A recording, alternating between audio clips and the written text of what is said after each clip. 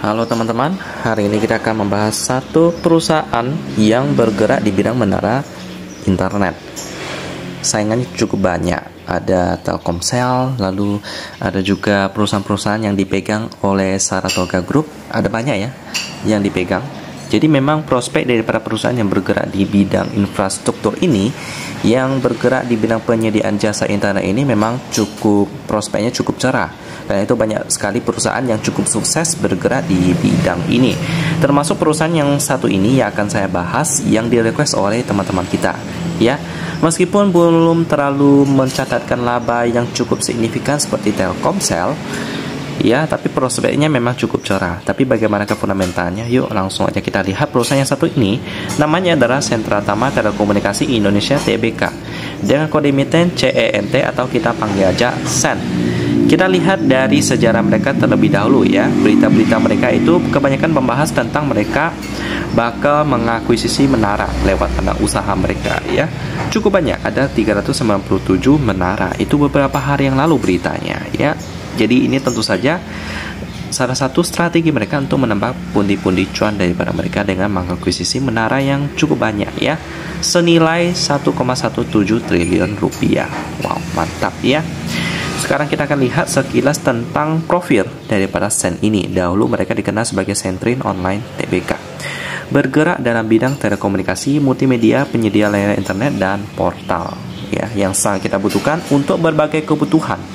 Ya, apalagi sejak pandemi menyerang, itu kita sudah terkontaminasi.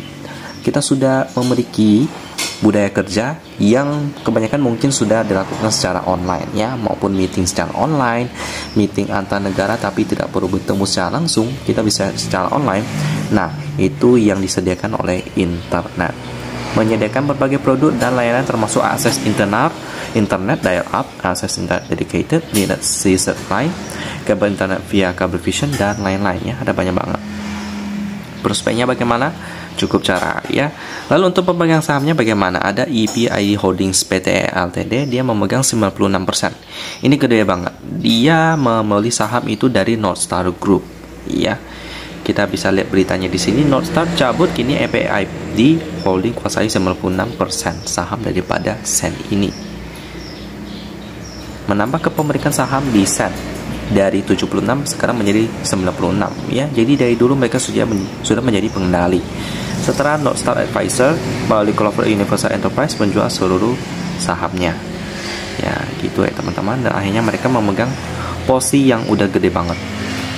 Posisi publik pun sekarang cuma tersisa 3,8%.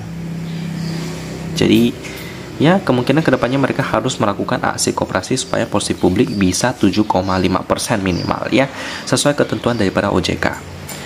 Sekarang kita akan membahas fundamentalnya. Setelah kita sudah bahas profilnya, kita sudah bahas tentang pemegang sahamnya, sekarang kita lihat fundamentalnya ya. Kalau lihat dari bisnis sampai kuartal kedua masih mencatatkan kerugian sih. Jadi kita coba bandingkan dengan di yang bagian IDX ya. Kita cari dulu SEN, tekan susah ya. Oke, lagi ya SEN. Oke, udah. Kita coba cari kuartal kedua. Apakah sudah keluar? Baca juga ada, SEN juga ada. Kita download dulu. Sekarang kita coba bandingkan. Mata uang pelaporannya dia dalam bentuk rupiah, pembulatan jutaan. Jadi perlu kita kalikan 1 juta. Kita lihat dulu laba rugi untuk entitas induk seberapa besar. Ya, sebesar minus 968 miliar rupiah. Yep, akurat. PR-nya pasti minus. Lalu untuk liquidity-nya cukup bagus sih.